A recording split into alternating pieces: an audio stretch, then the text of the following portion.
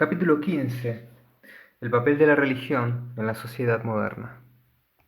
Sin duda, una de las tristes realidades de la historia de la humanidad es que la religión haya sido una de las mayores fuentes de conflicto. Incluso a día de hoy mueren individuos, son destruidas comunidades enteras y se desestabilizan las sociedades a resultas del fanatismo y el odio que genera la religión. No es de extrañar que muchos hayan puesto en tela de juicio el lugar de la religión en la sociedad humana. Sin embargo, cuando nos paramos a pensarlo más despacio, descubrimos que los conflictos que surgen en nombre de la religión se deben a dos fuentes principales.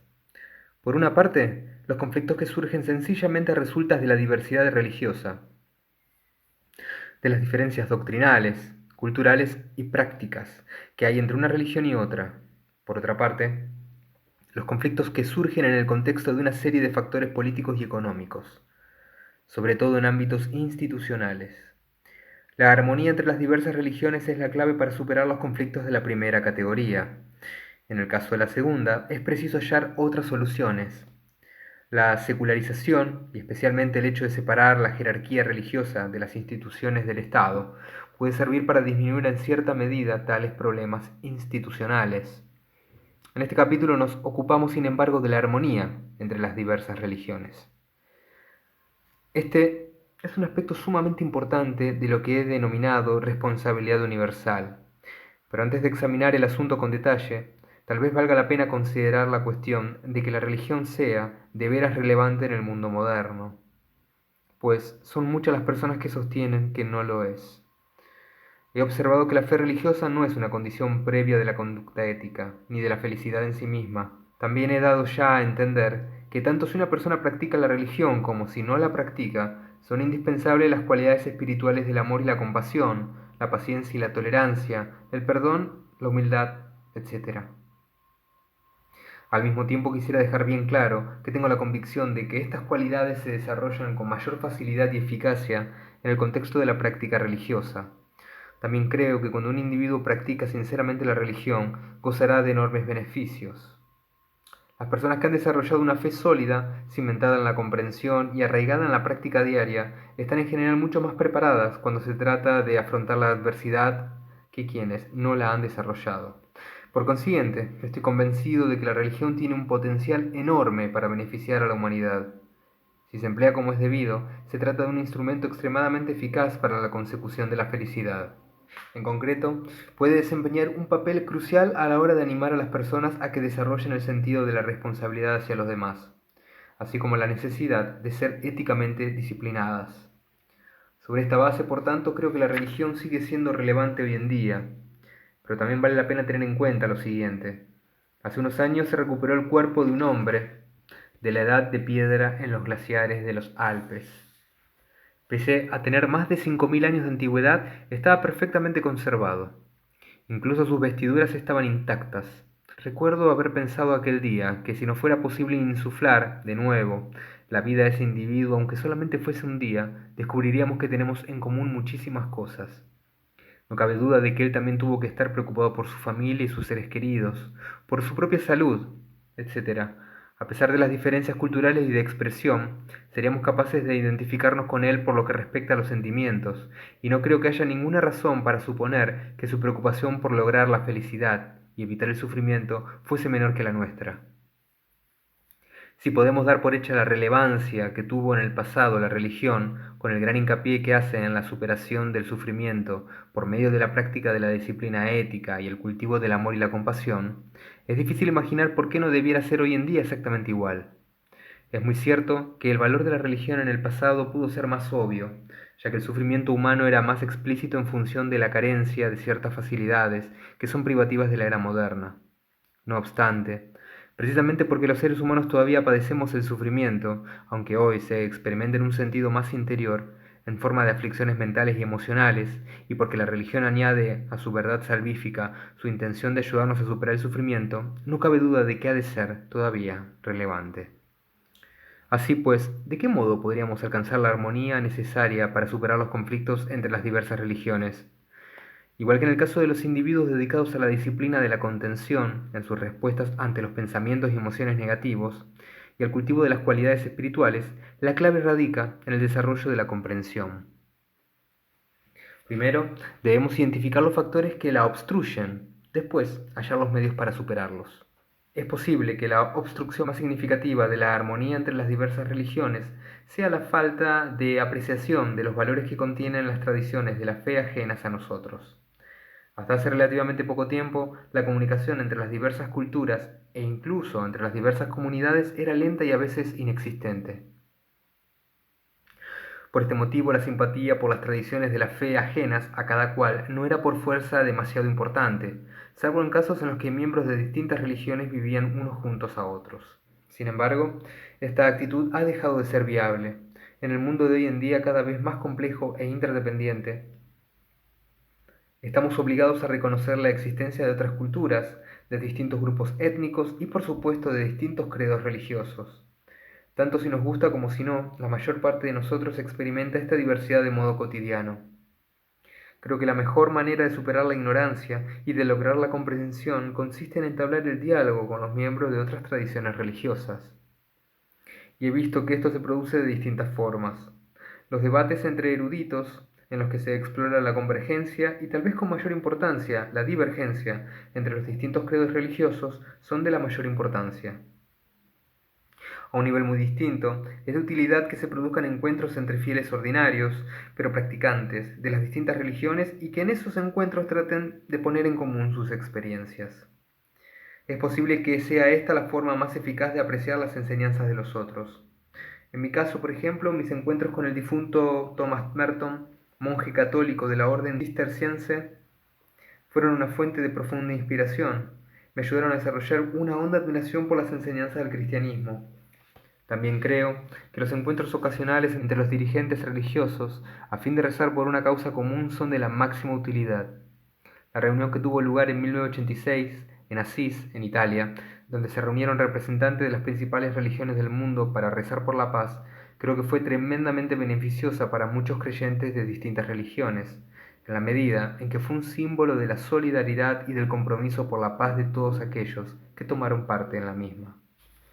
Por último, entiendo que esa práctica según la cual los fieles de distintas religiones hacen peregrinaciones conjuntas puede ser de gran utilidad. Con este espíritu acudí a Lourdes en 1993 y luego a Jerusalén, que es ciudad santa para tres de las grandes religiones del mundo. También he visitado otros santuarios del hinduismo, el islamismo, el jainismo y el credo de los sikhs, tanto en India como en otros países.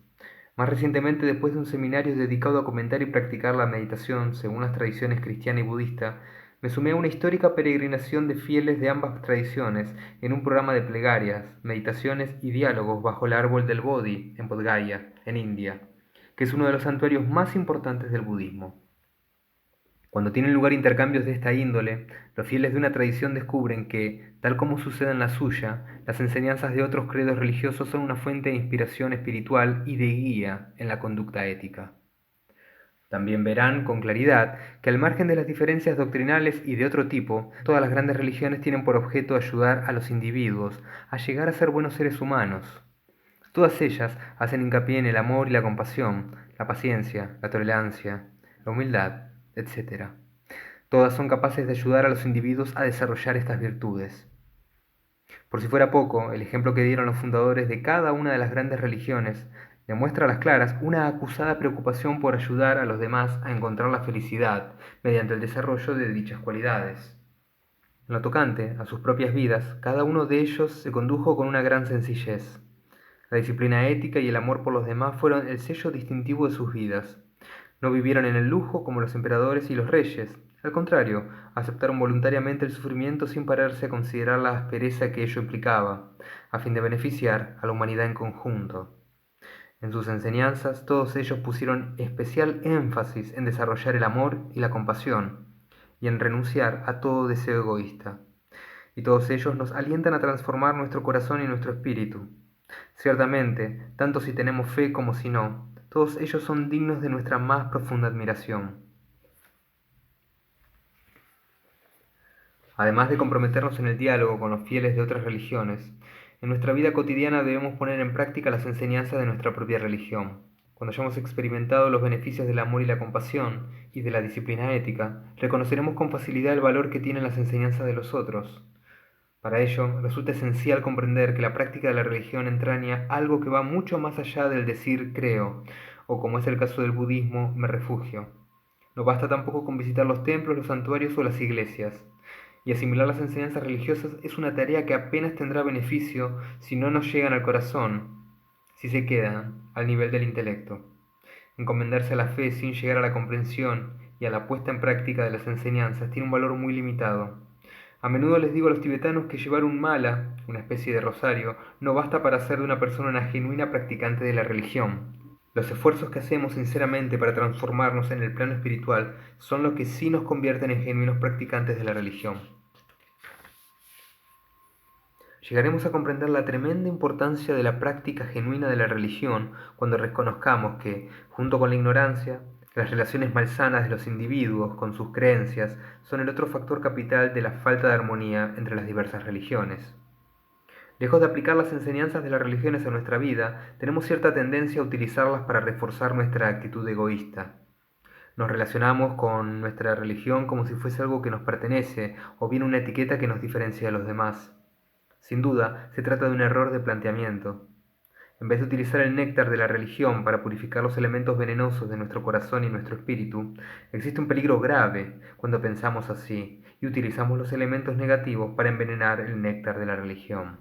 Con todo, hemos de reconocer que aquí se refleja otro problema, un problema implícito a todas las religiones. Me refiero a la reclamación que tienen todas ellas en el sentido de ser la única religión verdadera. Cierto, es que desde el punto de vista del practicante individual es esencial mantener un compromiso único con nuestra propia fe. También es cierto que esto depende de la convicción profunda de que nuestro propio camino es el único que conduce a la verdad. Pero al mismo tiempo debemos hallar un medio que nos permita reconciliar esta creencia con la realidad de que existe infinidad de reclamaciones idénticas. En términos prácticos, esto implica que los practicantes individuales hallen un modo de aceptar al menos la validez de las enseñanzas de las demás religiones, sin dejar de mantener por eso un compromiso íntegro con las enseñanzas de la suya. En la medida en que nos referimos a la validez de las reclamaciones metafísicas de cada religión y su pertenencia a la verdad, eso es sin lugar a dudas un asunto interno de cada tradición en particular. En mi propio caso estoy convencido de que el budismo me proporciona el marco más eficaz a la hora de emplazar en mis esfuerzos por desarrollarme espiritualmente a través del cultivo del amor y la compasión. Al mismo tiempo debo reconocer que así como el budismo representa el mejor camino para mí, es decir, el que mejor se adecúa a mi carácter, a mi temperamento, a mis inclinaciones y mi trasfondo cultural, la misma verdad se puede predicar del cristianismo en el caso de los cristianos. Para ellos el mejor camino es el cristianismo. Apoyándome en esta convicción, no puedo afirmar por tanto que el budismo sea el mejor camino para todo el mundo. A veces pienso que la religión es como una medicina para el espíritu humano. Independientemente de su empleo y su adecuación a un individuo en concreto, en una situación concreta también es imposible juzgar la eficacia de una medicina. No existe justificación alguna para decir que esta medicina es muy buena porque contiene tales o cuales ingredientes. Si suprimimos de la ecuación tanto el paciente como el efecto que tiene esa medicina sobre la persona en cuestión, prácticamente carecería de sentido. Lo que resulta relevante es decir que en el caso de un paciente en concreto, aquejado de una enfermedad también concreta, tal medicina es la más eficaz. De modo similar, en el caso de las distintas tradiciones religiosas, podemos decir que esta o aquella es la más eficaz para un individuo determinado. Por el contrario, de nada serviría tratar de defender que esta o aquella es la más eficaz sobre la base de una filosofía o su metafísica. No cabe duda de que lo importante es la eficacia que tenga en cada caso en concreto. Mi modo para resolver la aparente contradicción que se da entre las reclamaciones de cada religión, en el sentido de ser la única religión verdadera, y la realidad incontestable de que existen múltiples credos religiosos, estriba por consiguiente en comprender que en el caso de un individuo en concreto puede haber ciertamente una sola verdad y una sola religión. De todos modos, si tenemos en cuenta la sociedad humana en general, debemos aceptar el concepto de que existen múltiples verdades y múltiples religiones. Por continuar nuestra analogía médica, en el caso de un paciente en particular, la medicina idónea es, desde luego, la única medicina. Al mismo tiempo, está claro que no por eso no han de existir otras medicinas idóneas para otros pacientes. Según mi modo de pensar, la diversidad que existe entre las distintas tradiciones religiosas es sumamente enriquecedora. No existe por lo tanto la necesidad de tratar de hallar algún modo para decir que en definitiva todas las religiones son la misma. Desde luego que son similares, en la medida en que todas hacen hincapié en que el amor y la compasión son indispensables en el contexto de la disciplina ética. La contradicción que se da en la concepción e interpretación de la creación y de la inexistencia de un comienzo, según se articulan en el budismo, el cristianismo y el hinduismo, por ejemplo, significa que al final tendremos que separar nuestros caminos cuando se trate de abordar las reclamaciones metafísicas de cada uno de los credos, a pesar de las muchas similitudes prácticas que sin duda existen entre ellos. Puede que estas contradicciones no sean demasiado importantes en las etapas iniciales de la práctica religiosa. Sin embargo, a medida que progresamos por el camino de una u otra tradición, llegamos a un punto en el que por fuerza hemos de reconocer una serie de diferencias fundamentales. Por ejemplo, el concepto del renacer en el budismo y en otras antiquísimas tradiciones de la India puede ser de todo punto incompatible con la idea cristiana de la salvación. No obstante, esta no tiene que ser causa para el desaliento. Incluso dentro del propio budismo, en el terreno de la metafísica, existen puntos de vista diametralmente opuestos. Como mínimo, esa diversidad significa que disponemos de distintos marcos dentro de los cuales podemos emplazar la disciplina ética y el desarrollo de los valores espirituales. Esa es la razón de que yo no defiendo una suerte de superreligión o una religión de alcance mundial, pues supondría que perderíamos las características únicas de las diversas tradiciones religiosas. Hay algunas personas, es verdad, para las cuales la noción budista de shunyata o vaciedad es en definitiva la misma que ciertos enfoques cristianos a la hora de comprender el concepto de Dios. No obstante, esta idea presenta algunas dificultades. La primera es que si bien podemos interpretar así esos conceptos, ¿hasta qué punto, al hacerlo, nos mantenemos fieles a las enseñanzas originales? Existen otras similitudes no menos atractivas entre el concepto de Dharmakaya, Sambhogakaya y Nirmanakaya, propio del budismo mahayana y la Trinidad cristiana, compuesta por Dios como Padre, Hijo y Espíritu Santo.